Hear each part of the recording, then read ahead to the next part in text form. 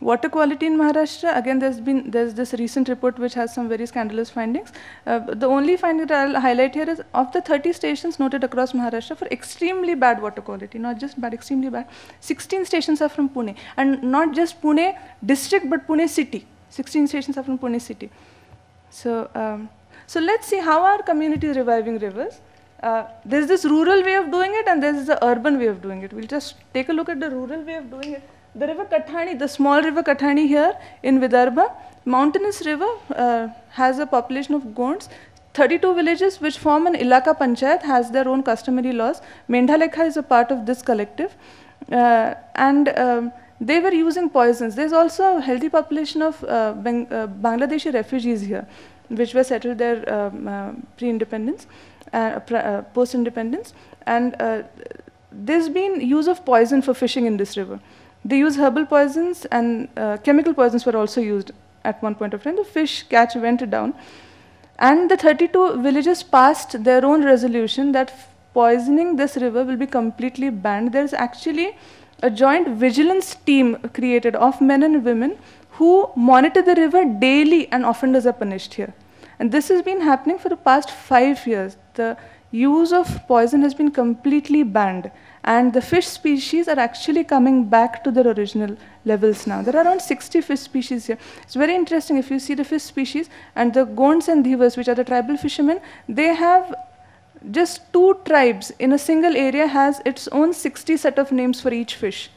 They can actually, different names in the different dialects. They have, very interestingly, we have been talking, IUCN talks about 10% of protecting 10% of the basin and stuff, and we talk about free-flowing rivers and important stretches and sanctuaries and national parks. They have actually, they have a system of Dev Doha, that is a part of river which is not being fished, where the riparian vegetation is not touched. And there are around 20 such Dev Doha stretches of this tiny river which are completely protected. They are complete no fishing zones. And this was reinstated again with the 32, with the resolutions passed in the Gram Panchayat. These are the Dhivars and the Gonds, and this is a very small sort of the fish names which both of the tribes have. It's very interesting, and the customary knowledge that they have about the fish species, where you can find them, it's very interesting.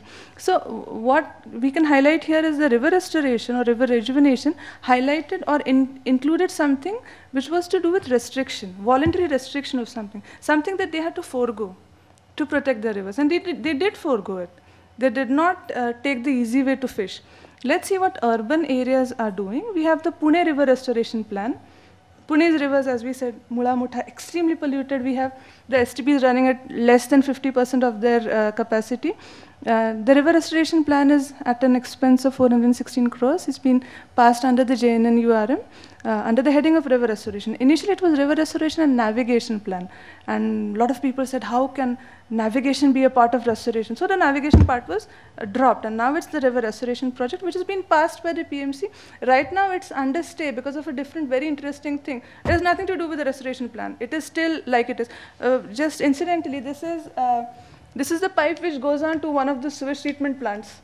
And the chamber, you can see it overflowing. And this is the story with nearly all the chambers which go to the sewage treatment plant. So I think even 50% capacity is saying a lot about the capacities of the sewage treatment plant. So, so what are the components of this Pune River Restoration Plan that we have? The components are that the maximum discharge of Khadakwasla will be maintained at 60,000 cusecs. I don't know how this is going to be done. The irrigation department has been very scathing about it. Just in 2006, the maximum discharge was more than 1 lakh cusecs following a heavy rain in the region.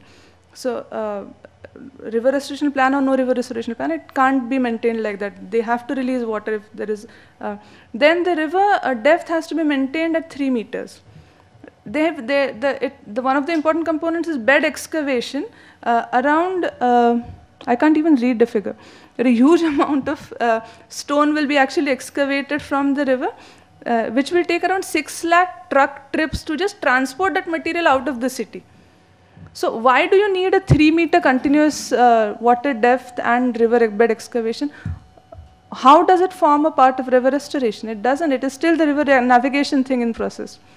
They've just taken out the navigation part, but they have the navigation thing in mind. It actually envisages, the DPR mentions, building 3 bunds in the river for maintaining river ecology.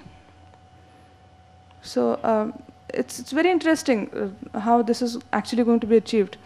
And to maintain the water levels in these bunds, the project has asked to transfer 8 TMC excess water from Khadakwasla Dam to the river.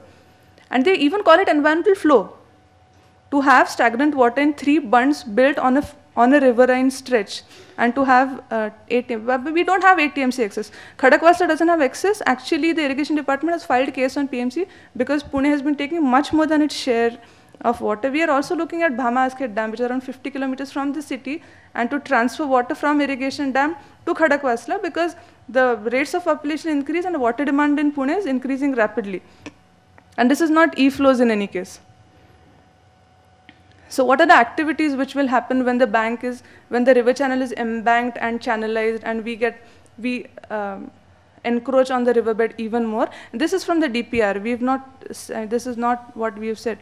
Exhibition ground, circus ground, two-wheeler parking, slum rehabilitation project on the encroached riverbed, and a lake. They actually have a component of building a lake to give corporate look to the PMC.